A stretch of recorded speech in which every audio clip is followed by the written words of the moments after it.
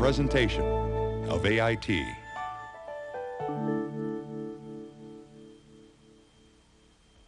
Expect excellence. One of the things that I know as a parent and as a teacher is that no one rises to low expectations. Expect excellence every day. Okay, this for 1, 2, 3. 6, 12, 18, 13, 14, 16, 2. Very good. Expect excellence from every student. We demand the very best. We demand that they achieve, and they do.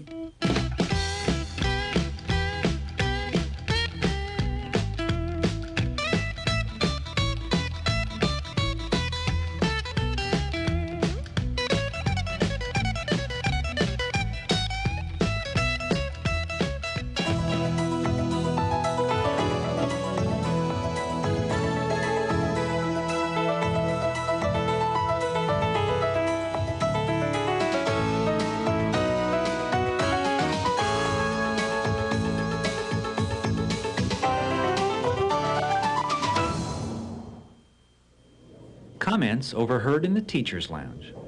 You're having trouble with Alan. Well, I'm not surprised. I mean, he is Mike's brother. Higher order thinking skills? Forget it. These kids need to learn the basics. Look around. Most people don't expect much from the kids who live here. Fortunately, educators at highly successful schools see things differently.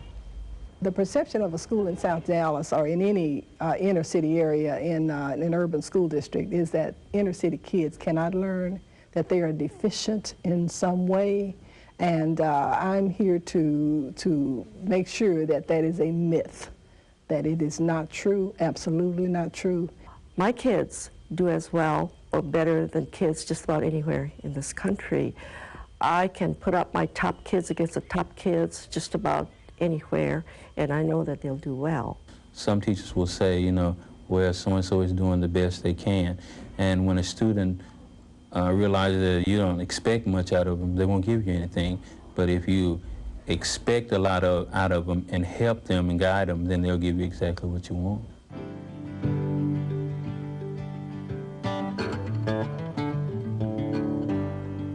I am not an underachiever. You're an over-expector. At the schools we visited, high expectations were an essential part of the school's culture. Everything the educators do is infused with their belief that all students will succeed. But how do they communicate these high expectations? And how do they help children meet them?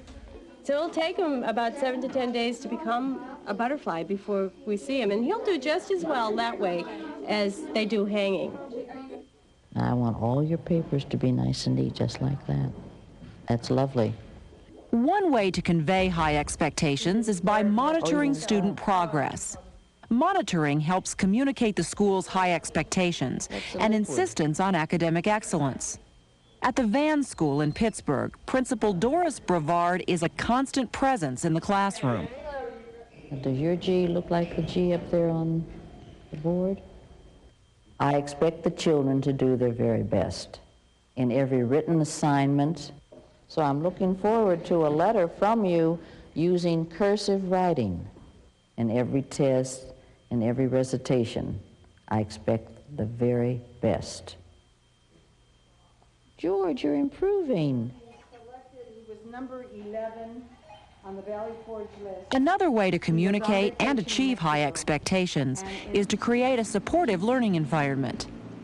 At Euclid Avenue Elementary in Los Angeles, Principal Esther McShane inherited a school that was unruly, unsafe, and covered with graffiti. You need to model these things. You need to model the expectations. I needed to change some of the staff members and the custodial staff to bring change. Let's see, what else? And my model to them, as it is for the secretarial staff or any support staff, is that we must provide an environment where teachers will want to come, where kids want to come, where parents want to come, because it's clean, it's neat, it's orderly, somebody truly cares. And if somebody shows you that they truly care, then people begin to feel they're important.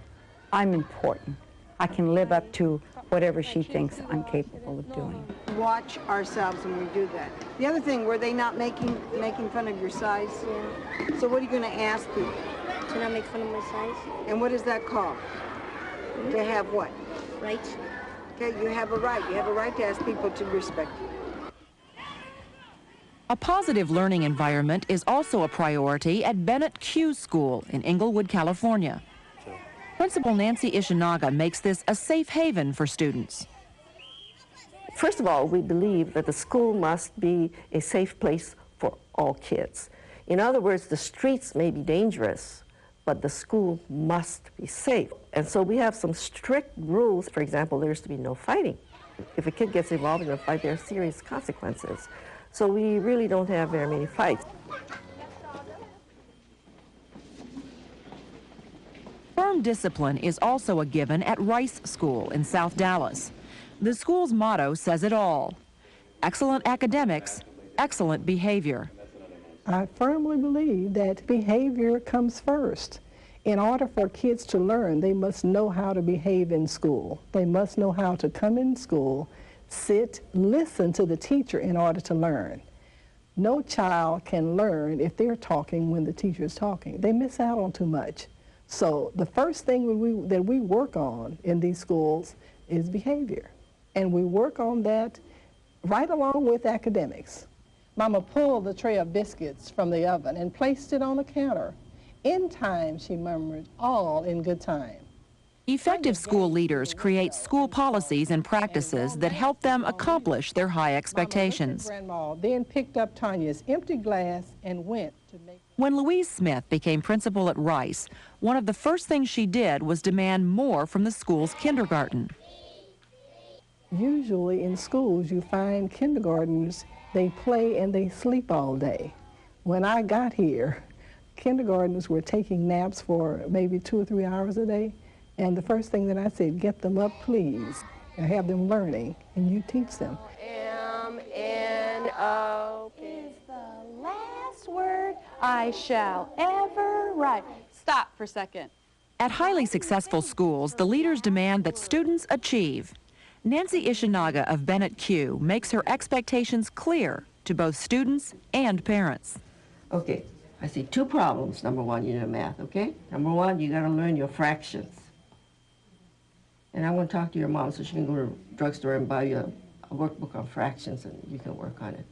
And I'll teach her how to teach you, okay? In other words, we have expectations by grade level for every kid. And the kids know from the very, very beginning that if they are in kindergarten, these are the things they have to master before the year is over. And if they don't, they probably will not go on to the next grade. And our kids understand this, and parents understand this very well. Well, that's good. And it would help because your son is in exactly the same boat. You know, he can add, divide, and he can even multiply. But he has not been taught fractions. You're going to do some work with me this morning, right, Michael? Pat Sander is another leader who creates school policies that help realize her high expectations. Okay, Richard. You made a plan? At Alki Elementary, her approach is to teach as though every child were gifted. At Alki, what we've tried to do is no longer remediate children, but accelerate them. We believe that the kinds of education that people have supported for gifted children over the last 5 or 10 years are the kinds of instructional approaches and the kinds of education that all children should have. The smart cornmeal, right. Good question, Linda. And Linda, look up here. Like Pat Sander, Principal Gary Tubbs at Beacon Hill expects excellence from his students. And Tubbs applies the same standard to his teachers, too. I have no tolerance for a teacher that tends to give up on a child, because I don't believe it. I've never seen a child, this is my 17th year, I've never seen a child who can't learn. And I've worked with special education children, I've worked with children of all poverty and affluent levels, children from the worst, just incredibly difficult histories in their family and in their personal lives. Those children can learn too. We just haven't, in some cases, found the right combination to enable them to learn.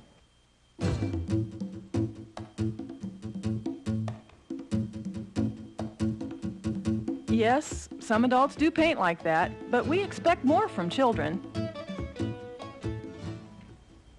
In this classroom at Rice, math teacher Victor Washington works with students to develop their thinking and problem-solving skills. Rice students are known throughout the district for their excellence in math. They are a major force at Math Olympiad competitions.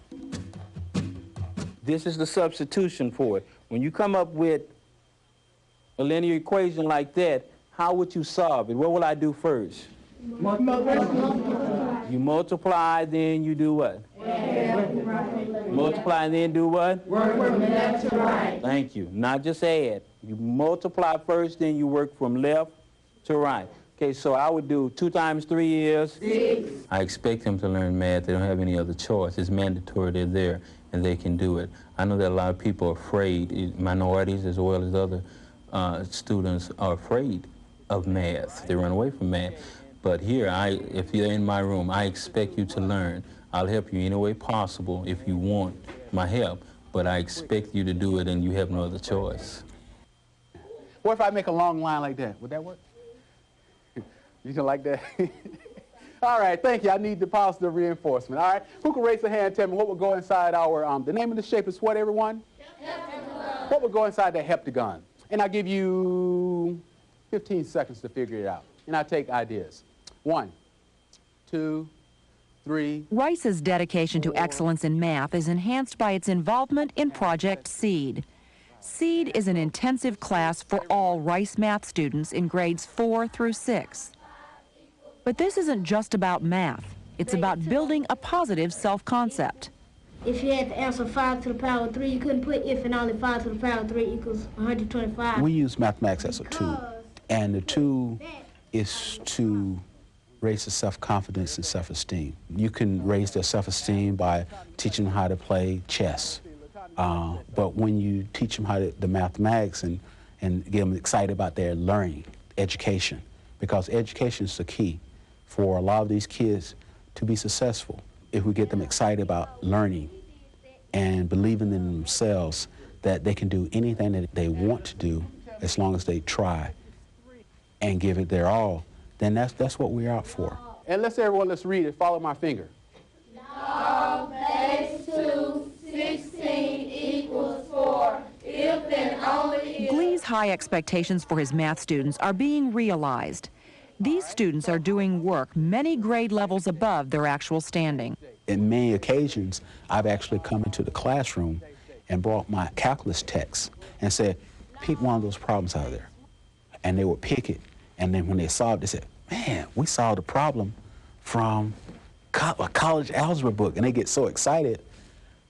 And so that right there just boosts their self-image and their self-confidence that, hey, if I can do this, I can do anything on 6th grade level or 7th or 8th grade level. And who could tell me in 92 what number is in the tens place? In the tens place in 92. All right, show me on your fingers what number that would be. And say that number on 2. 1, 2. 9. And raise your hand, you can tell me what 9 times 5 is. 9 times 5, say it everyone. William Glee has felt the sting of low expectations himself. Despite good grades, his high school counselor suggested that he wasn't college material. So I was told that, and I believed in myself and said, well, I'm not going that route. I'm going to college. So I said, if I was told that then, some of these kids are being told that not only by the time they get to high school, they're being told that 3rd grade, 4th grade, 5th grade, by the time they get to the 7th and 8th grade, they're starting to believe what they hear. They don't believe in themselves. So I believe in, and I have confidence in every single kid can learn if they're motivated. Name the elements. I think I can.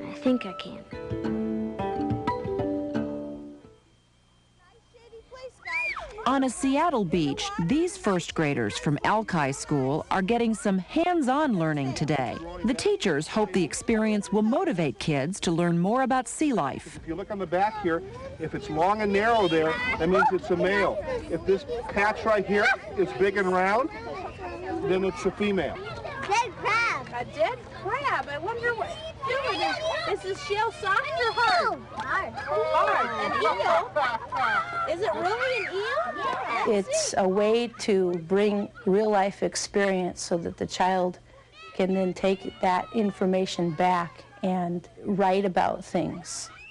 They become totally engrossed in what it is that they're doing, and the motivation is there, the feeling that, God, we want to learn all we can about it, and it just seems to create a feeling in them that they can do it, and they want to do it, and it has meaning to them, and I think that's the whole point of what we're doing for kids. Later in the week, the same students will put together their own books about the field trip. They'll write poetry, create math story problems around sea life, and do art projects about the creatures they saw. And it's usually pretty... In another Alki classroom, Colleen Dumas works to integrate the curriculum and improve her students' critical thinking skills. In an activity called Private Eye, the students look at common objects through a jeweler's loupe and draw what they see. Then they make analogies based on their drawings. I think I did a silver dollar, and it reminded me of an eyeball. Definitely. Kara. A geography map.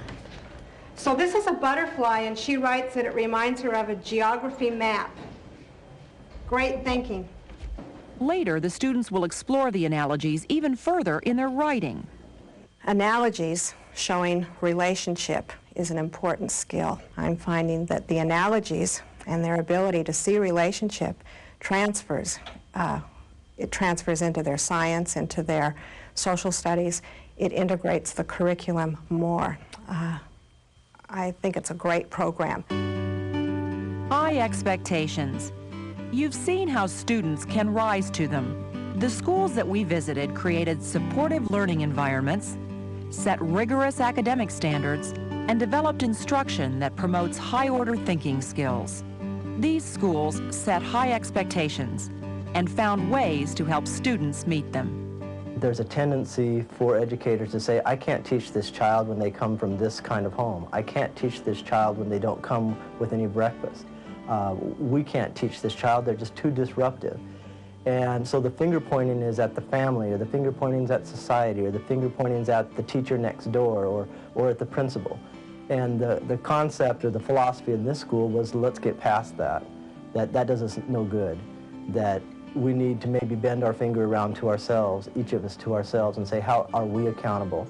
And do we believe that we as a team can truly make a difference in the lives of all the children?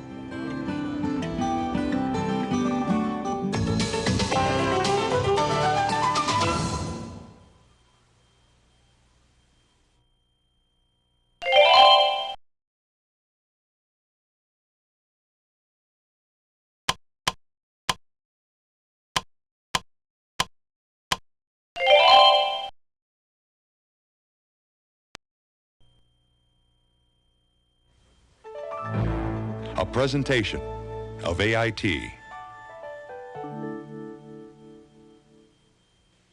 What we're really used to looking at is that traditional PTA where everybody comes once a month and you kind of have tea and cookies and you discuss the PTA budget. And that may not be what parents are interested in this particular community. I mean, parents may be interested in just those things that affect their child. So you almost have to begin to kind of rethink PTAs and those kind of organizations. I mean, what are they here for?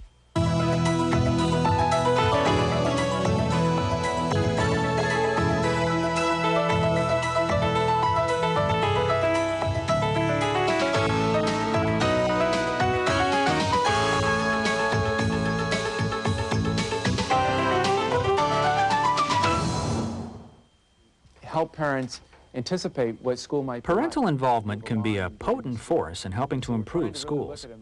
In the highly effective schools we visited, parents do play an active role in their children's educations. Long and narrow there, that means it's a male. If this patch right here is big and round, then it's a female. We found that relevant parental involvement, the kind that has a direct positive impact on learning, can take many different forms. We'll look at 4 of them.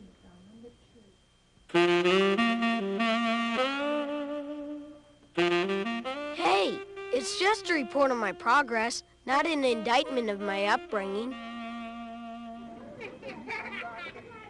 At the Van School in Pittsburgh, most of the students come from single-parent families. Principal Doris Brevard knows the pressures on the parents in her community. And that's not true, especially in this area where you have parents that are just trying to survive, and that takes all of their energy and their time. But all I ask is the parent have a positive approach to the school, that the parent sends their child to school with a positive attitude, that the parent feels a part of the school. They know they can come to us if they have a problem, they can discuss it with us. If they need help in rearing their child, helping their child with their homework, etc., that they can come here for assistance. Yeah. You don't want to send them on not prepared. Right. I would because rather that's going to be disastrous. Mm-hmm. If we need them and call them, we want them to come, but we don't expect to see them every day volunteering their time. That's not necessary. By getting kids to school on time with a positive attitude toward learning, parents support the day-to-day activities of the school. Another way they can help is to keep track of their child's progress.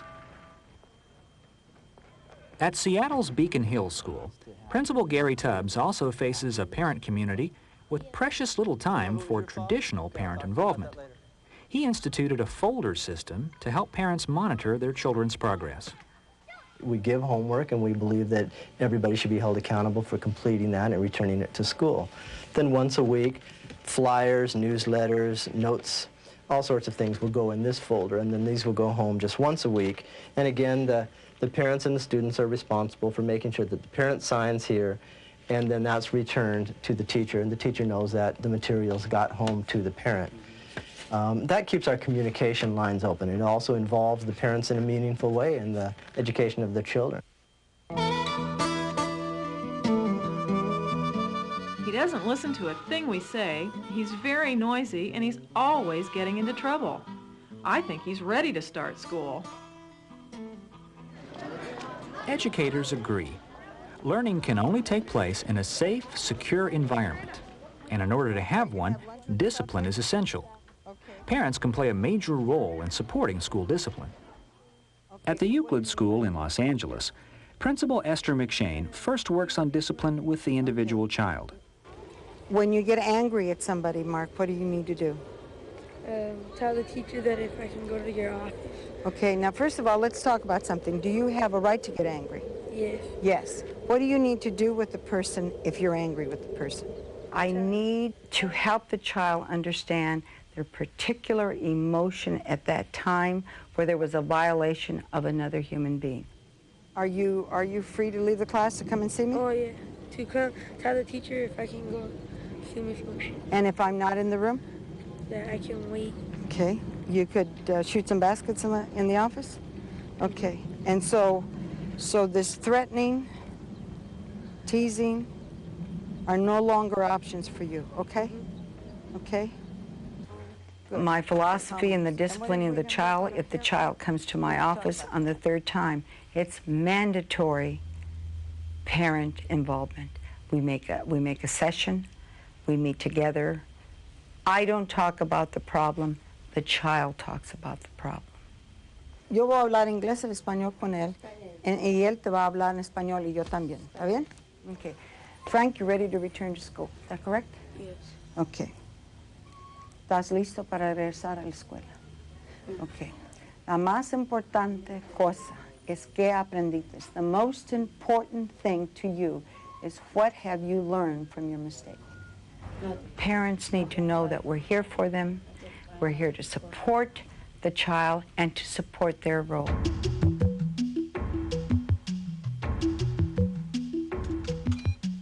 Dad, Parents' Day was yesterday. It's my turn now. You could really understand if you're working with a child in reading, what is it that you could do to enhance what the teacher's doing within that classroom?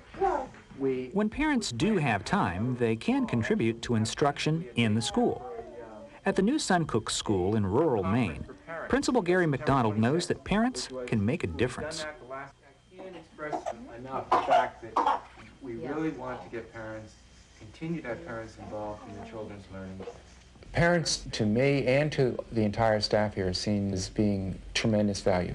They're welcome at all times, and we try to provide them with the knowledge and the opportunities that they can really feel an integral part of the building. I mean, right from the very beginning, we were welcomed in before Christian started kindergarten, and very open policy. We want you to be a part of what's happening, really a partnership happening here, and that was wonderful for us. So he goes to school. Is this book taking Valerie Wilfong is one of the many parents who help at New Suncook. I have worked in schools before I had children. I volunteered in classrooms where teachers were not used to having volunteers or other people, and they felt kind of nervous. But all of these teachers are set up to feel real comfortable about other people in their classroom. They're not threatened by that. It's great for parents, for one thing, to be able to be part of what's happening and see what's happening in the classroom. And it's great where all the children are working at their own pace, to be able to have an extra pair of hands to listen to one group while the teacher's working more intensively with someone else. So I think it is a great benefit for everybody. I have several parent volunteers, and I really depend on them when they're here, because it's like an extra hand, and they really want to know what's going on in the school, and it's great to have them here to be able to, for their help, but also for their enthusiasm and support they can lend to the school. So they're not in the way at all. Everyone knows me. You come down the hall at the end of the day and, hi, Mrs. Wilfong, look what I did in school today. And it's a great kind of feeling. At the Bennett Q School just outside Los Angeles, Principal Nancy Ishinaga expects parents to help their children master certain skills at specific grade levels. Here she talks with the parent of two new students. I think about a 3.6. Okay, now in math, she's just about 6 months behind. And let me show you what she's missing. I had a 4th and 5th grader who came in from a school in Los Angeles. I checked them on their writing, on their reading, and their math, and I found out that both of them were a little bit below grade level. Now the parents said, well, you know, at the other school, my daughter was an A student, was an honor roll, and was doing very well. And I said, yeah, I think she's very bright, but there's some skills that she hasn't been taught. Our kids have already had fractions, because we do that in the first half of the year, in the 4th grade.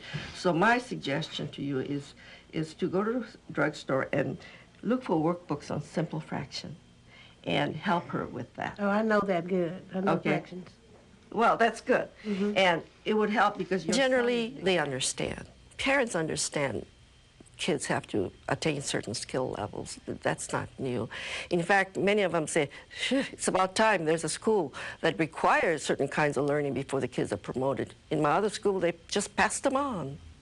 So we don't do that. He can add, divide. Asking and expecting a parent to give a child some help in learning is one way to increase parental involvement. He's forgotten it.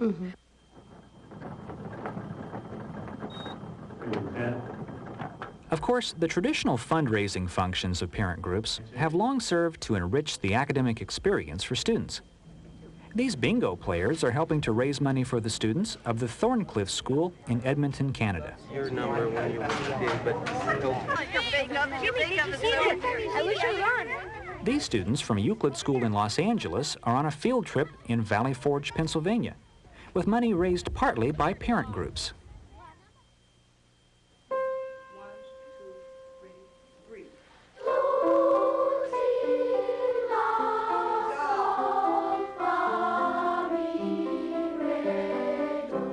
And at the Charles Rice School in Dallas, the choir prepares to perform on a road trip funded by parents. We've been active in a lot of trips out of town. We've got parents booster clubs who support the choir, or the choir's doing an East Coast tour this spring, and people outside this community would say, well, how are you going to do that? I mean, how in the world are those parents going to afford to send their kids on an East Coast tour? Parents do it because they know that it's important for the kids. And I think we can never underestimate what our parents will do when their kids' lives are at stake.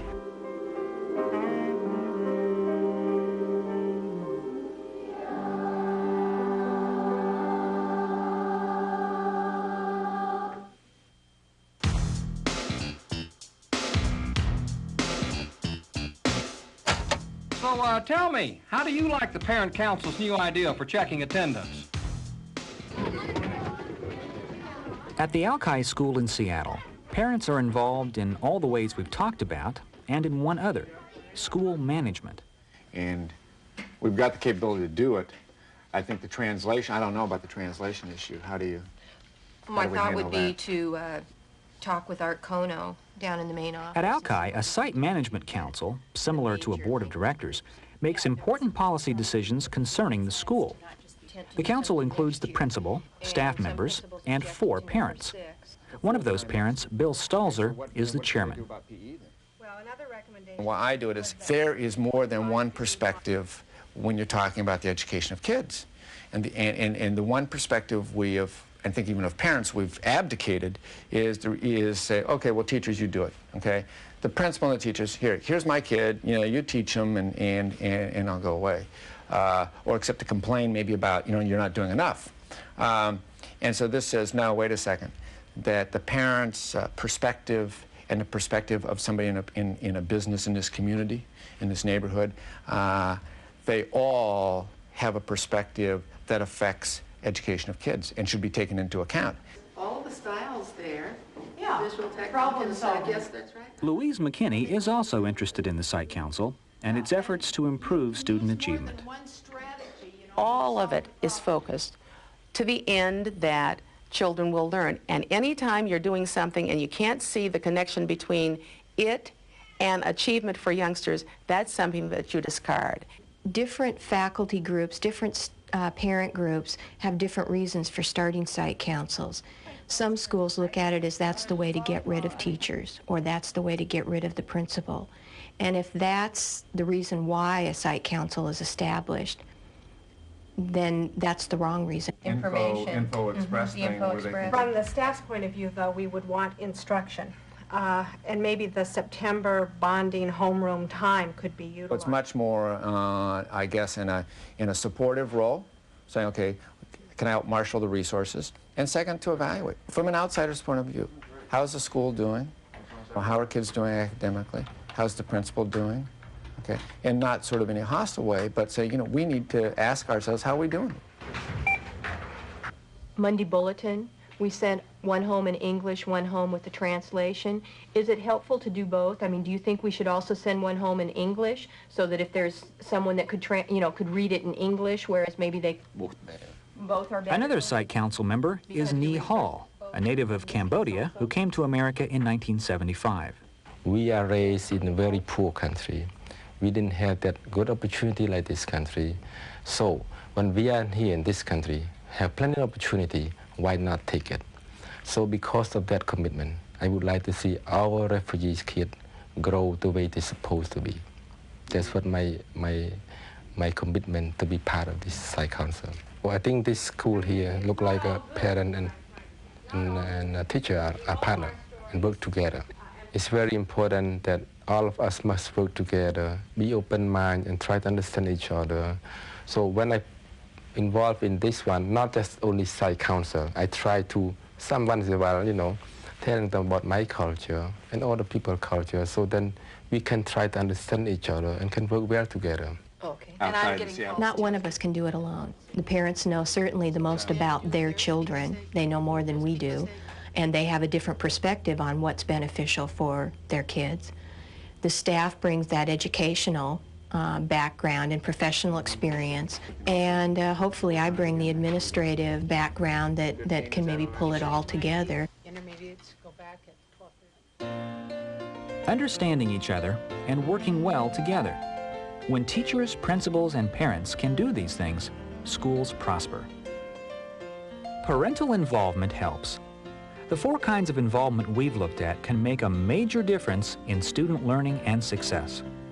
Whether it's supporting day-to-day activities by getting kids to school on time, ready to learn, or keeping track of student progress and homework completion, supporting the teacher when it comes to discipline, volunteering time to help in the instructional program itself, or even to help manage the school. It all helps. No one person or group of people is responsible for the education of our children. We believe in parents specifically being involved. We believe in teachers coming together with that community and those parents to make sure that everybody understands what the process is, everybody understands what the vision is, and everybody is able to find his or her place in that process toward the implementation of that vision.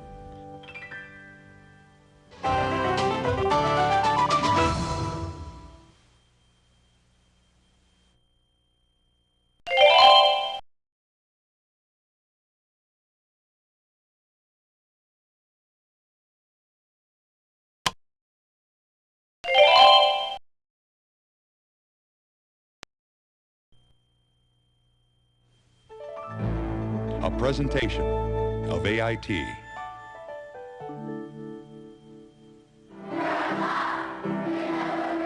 What is a successful school like? Is it noisy? Is it quiet? Is it traditionally organized? Or is it more experimental? You can't always tell by looking. Each successful school is unique. It is shaped by its mission, a set of beliefs shared by everyone at the school. Beliefs that guide the way to success.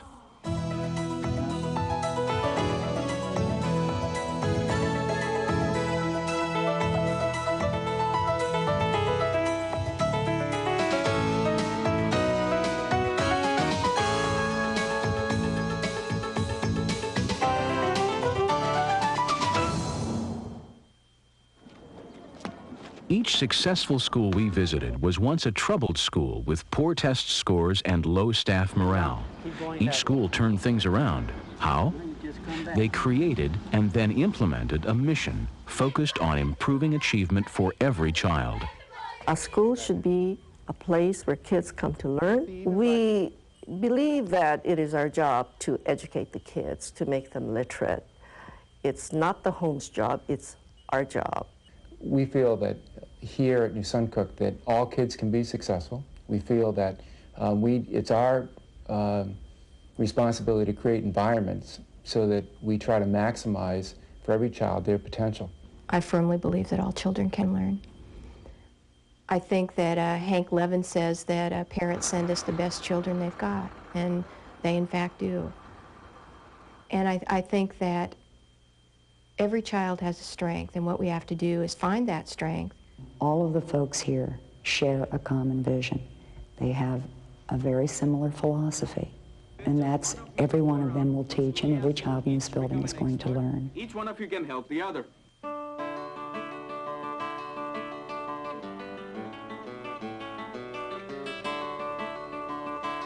Hello, I'm Billy Bernard, part of the mess you inherited from the previous administration. When Pat Sander became principal of Alki School in Seattle, she was confronted by a staff and parents who lacked a common vision of what the school should be. Basically, it was a school that staff didn't talk to one another. They were isolates within their own classrooms. And the staff thought that the parents ran the building. The parents thought that the staff ran the building. So there was no communication between parents and staff. And there was just a real power struggle going on even amongst staff as to who was going to be in charge. Right. You okay? What happened? She had a bee sting. You had a bee sting? Whoa, you sure did, didn't you, sweetheart? At the end of Pat Sanders' first month on the job, a newspaper reported that Alki was one of the 20 worst schools in the city. Well, probably the best thing that happened for me was that the scores had been falling and the newspaper article came out, because it gave the parents, the staff, and myself a place to rally around that was an objective place, that we needed to make a difference and do something different for children. Out of this experience came the beginnings of a shared mission. Parents and the Alki staff began working together to improve student achievement.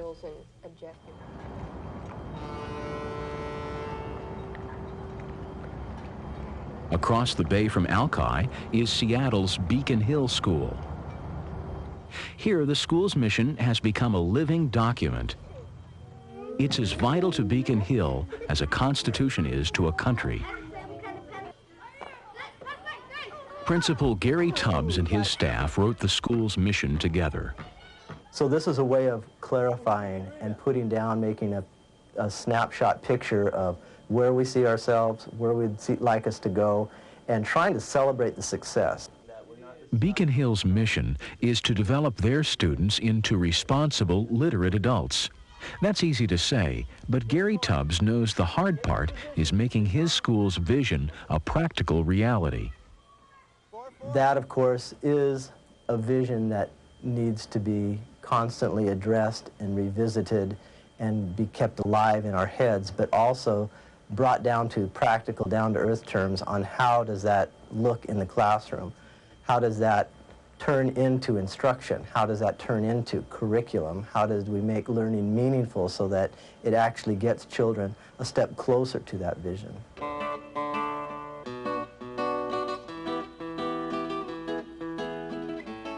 I'm your teacher, Mrs. Gridley.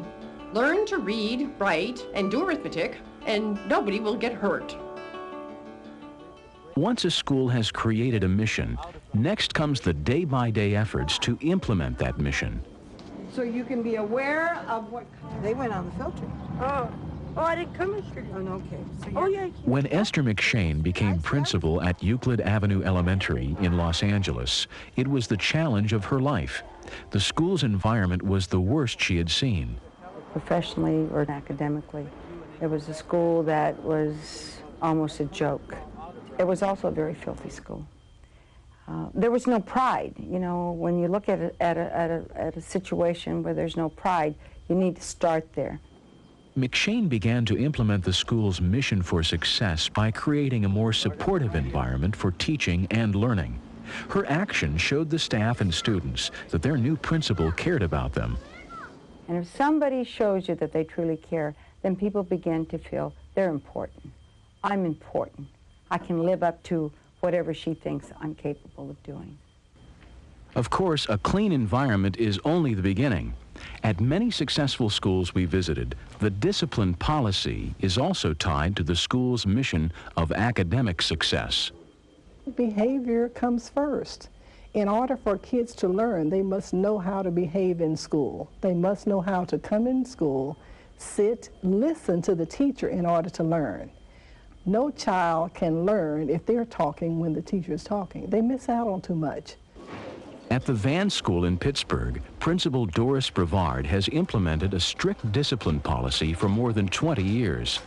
She uses discipline to maximize the amount of time her teachers have to teach. The principal must provide the atmosphere, and then it's the teacher's job to teach. But if that teacher can go into his or her classroom and teach 35 minutes of the 40-minute period, then something will be accomplished.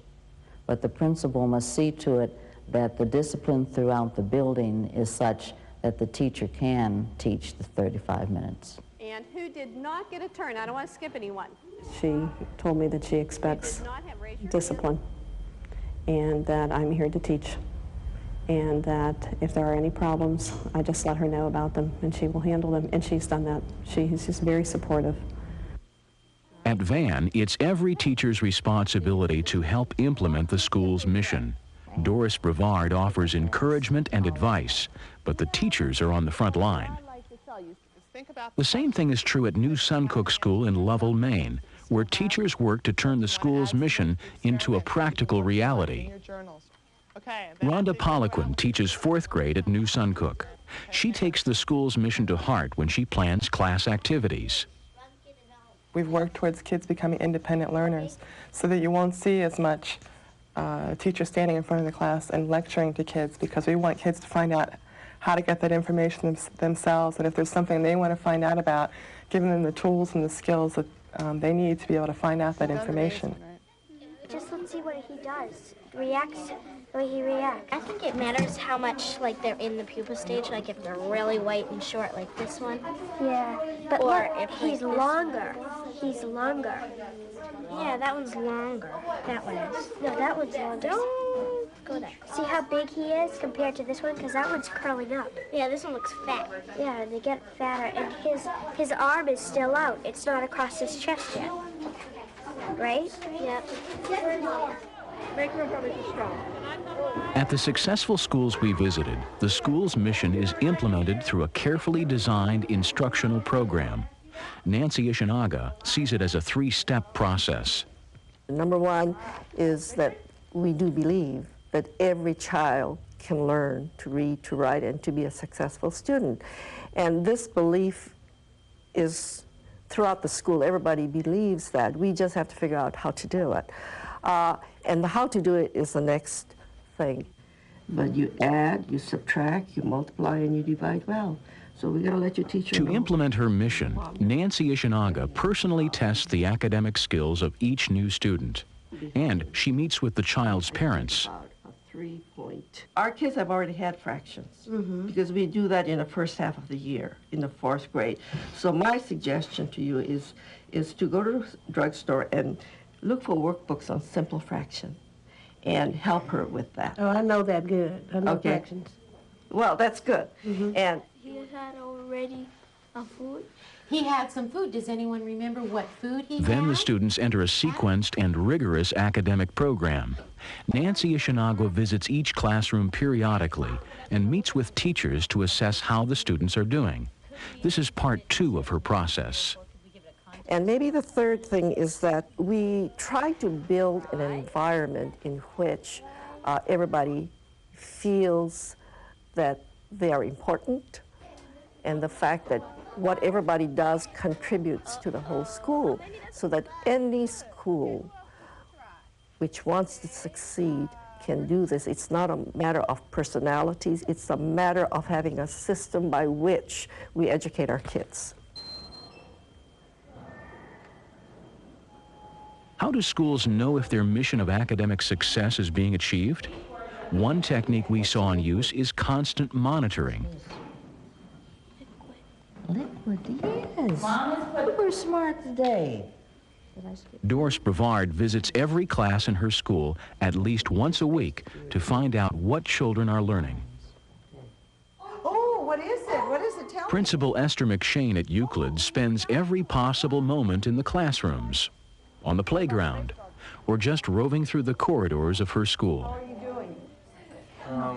The rental's on the contract? Yes, I got his contract. Squared that away I with him? squared that away. Okay, then they're ready. Ruth Johnson of the California Achievement Council believes that constant monitoring and improvement are 2 keys to success. Successful schools, I also find, they self-assess. They don't wait for an outsider to come in and tell them how well they're doing. They're constantly in a mode of assessing, how are we doing? What do we need to do better? There's constant staff development. There's peer coaching going on, where teachers are looking at each other and constantly trying to enhance what they're doing in the classroom. So it's a constant mode of self-improvement going on all the time. So you feel like he's making a big deal out of it? But you did push him. At Beacon Hill, Principal Gary Tubbs is also a strong believer in monitoring to assess how well his school is achieving its mission. None of it was your fault? And when Tubbs sees that a student is having a problem, often it's time for a problem-solving session. We need to talk a little bit about her, the interactions that children are having with her, and what we can do. Jamie has to really be the aggressor as far as I would like to be your friend and like to be your friend for a long time and not just one day and then go back into her old role of being so self-centered that she doesn't want to open up to anyone. Well, she's probably afraid, you know, she's been rejected for so long that it's probably hard for her to even get real close to anyone. Okay, so what we have here is the fact that this child is feeling socially isolated. There's a number of reasons for that. Some we have control over, some we don't have control over. She has a lot of good qualities, but she does need some social skills in developing friendships and keeping friendships, because she is causing some of this problem herself. Right. Then we will have a class meeting. The counselor will conduct a class meeting. We'll talk about friendship and then work specifically with Jamie on getting friendships within the classroom so that, at least for the remainder of this year, she has a sense of friendship. It's Freddie's parents. They want you to tell them again how gifted he is.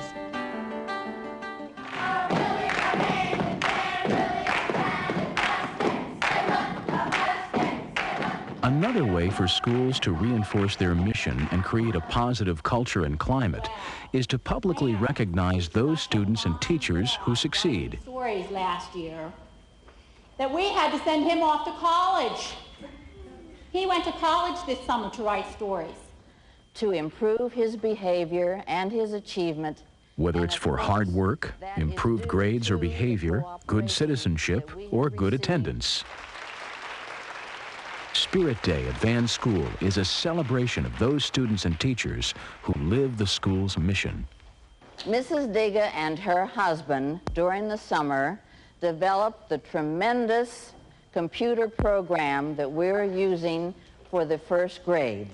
Would you please welcome Mrs. Diga?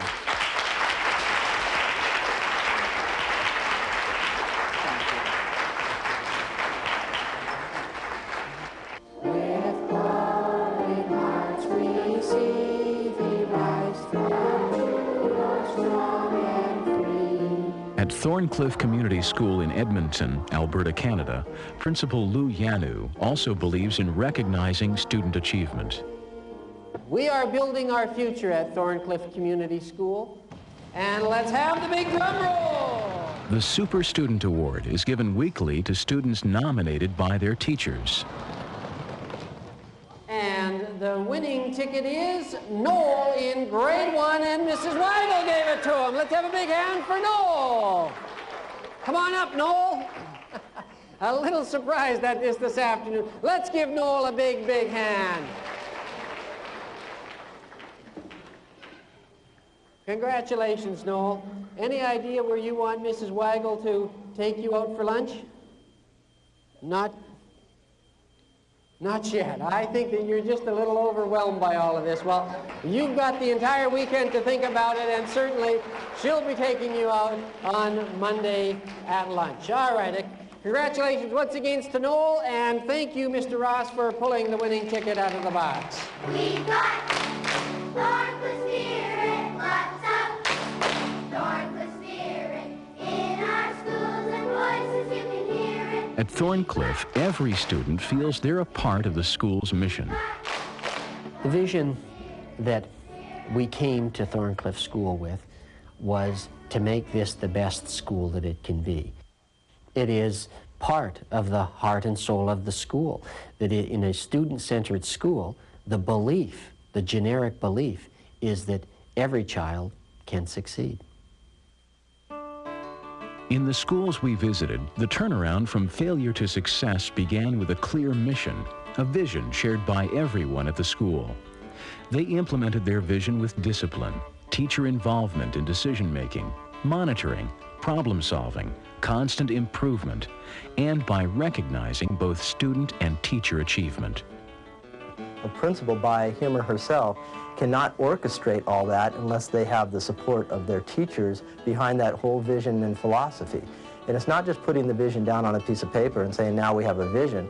It's truly believing in it and truly having it in your heart as well as in your head, that you live it every day, and it becomes where all of your energy goes. And continually work to channel a greater percentage of your energy into that vision.